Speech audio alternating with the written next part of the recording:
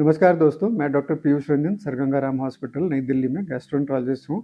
आज इस वीडियो में मैं आपसे एक common GI cancer, pancreatic cancer के बारे में बात करूँगा। देखिए, पैंक्रियाज एक ऑर्गन होता है जिसको हम कहते हैं रेट्रोपेरिटोनियल ऑर्गन। ये स्टमक के पीछे होता है, स्टमक और वर्टिब्रल कॉलम के बीच में पैंक्रियाज एक ऑर्गन होता है जिसका कि काम पैंक्रियाटिक एंजाइम्स बनाना होता है, और ये एक डक्ट के जरिए ये एंजाइम्स इंटेस्टाइन में सेक्रीट होती हैं। पैंक्रियाज के 3 पार्ट होते हैं, हेड, बॉडी और टेल। तो पैंक्रियाज की होने वाली कई सारी बीमारियां होती हैं, उनमें पैंक्रियाज का कैंसर भी एक बहुत ही कॉमन कैंसर है।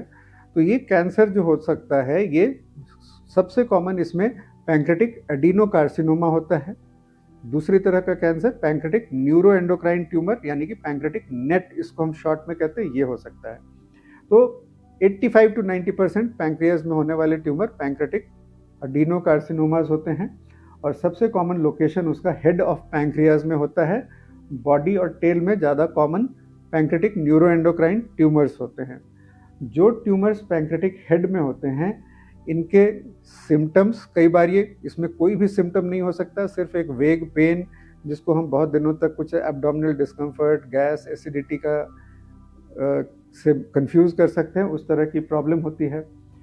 दूसरी चीज़ होती है कि अगर बाइल डक्ट यहाँ से पास में गुजर रही है, जो पित्त की नली जो लिवर के से बाइल का सेक्रेशन इंटेस्टाइन में ले जाती है, अगर इस पे दबाव पड़े तो इसके कारण जॉन्डिस हो जाता है। सबसे कॉमनली लोग इसी से इसको नोटिस करते हैं।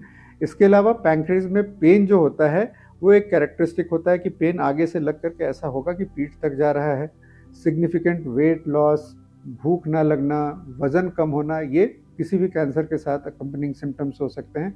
ये पैंक्रियाटिक कैंसर से भी हो सकते हैं। पैंक्रियाटिक कैंसर में जो दूसरी एक बहुत कॉमन बीमारी सिम्टम हो सकती है, जो कि होती है न्यू ऑनसेट डायबिटीज़। अगर पिछले 2 से 3 सालों में किसी को एकाएक डायबिटीज़ हो और ये कॉम्प्लिकेशंस जो सिम्टम्स मैंने बताए वो हो रही हो, तो इसमें पैंक्रियाटिक कैंसर का काफ़ी ज़्यादा शक होता है। पैंक्रियाटिक बॉडी और टेल में होने वाला कैंसर जॉन्डिस नहीं कर सकता है, क्योंकि ये पित्त की नली से काफ़ी दूर है। इसमें सिर्फ पेन, क्योंकि पैंक्रियाज एक रेट्रोपेरिटोनियल ऑर्गन है, तो ये ट्यूमर नर्व्स में इन्फिल्ट्रेट करके सीवियर पेन करा सकता है, वेट लॉस, और ये दूसरे सिम्टम्स होते हैं। तो डायग्नोज हम इसको कैसे करते हैं? पहली चीज़, अल्ट्रासाउंड के जरिए इसका शक आ सकता है। कंफर्म करने के लिए सीटी स्कैन जब भी हम कराते हैं, special pancreatic protocol CT scan होता है, जिसमें ये देखना ज़रूरी है कि इसके आसपास जो खून की नसें हैं, portal vein, superior mesenteric artery, celiac artery, ये ट्यूमर इन सब में तो नहीं फैल रहा है। और इसके अलावा डायग्नोसिस के कंफर्मेशन के लिए बायोप्सी होती है। बायोप्सी जनरली एंडोस्कोपिक अल्ट्रासाउंड के जरिए हम स्टमक के थ्रू या डूडनम के थ्रू इससे बायोप्सी ले सकते हैं। देखिए, बायोप्सी के बारे में बहुत सारे लोगों के मन में ये भ्रांति होती है कि बायोप्सी लेने से ट्यूमर फैल जाएगा। ऐसा बिल्कुल भी नहीं होता है। बायोप्सी के बिना आगे का ट्रीटमेंट बढ़ा पाना असंभव है, इम्पॉसिबल है।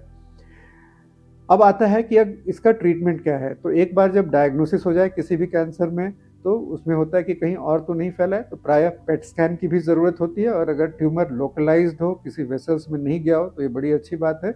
इसके लिए सर्जरी होती है। अगर हेड में ट्यूमर हो तो जो सर्जरी होती है, जिसको कहते हैं विपल्स पैंक्रियाटिको-डुओडेनेक्टमी।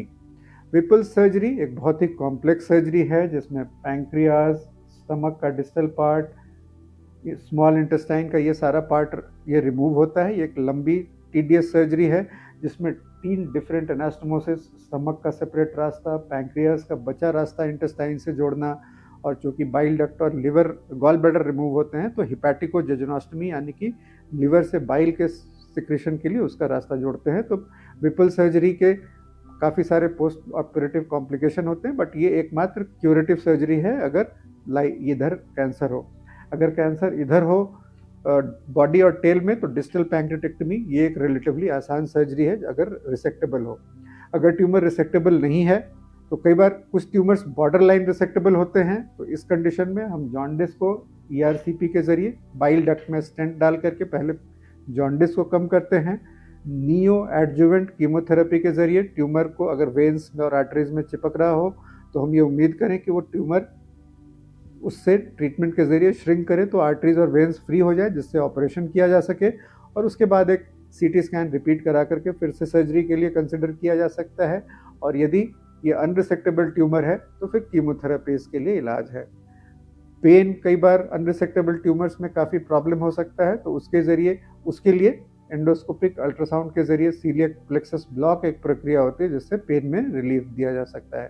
पैंक्रेटिक ट्यूमर एक बहुत ही एग्रेसिव ट्यूमर होता है, टाइमली डायग्नोसिस बहुत ज़रूरी है, ट्यूमर की स्टेजिंग और रिसेक्टेबल ट्यूमर में सर्जरी, बॉर्डर लाइन अनरिसेक्टेबल ट्यूमर में न्यू एडजुवेंट कीमोथेरेपी और उसके बाद अगर हो सके तो सर्जरी, अनरिसेक्टेबल ट्यूमर्स में जॉन्डिस को कम करना है ईआरसीपी और स्टेंटिंग के ज़रिए, और उसके बाद फिर कीमोथेरेपी।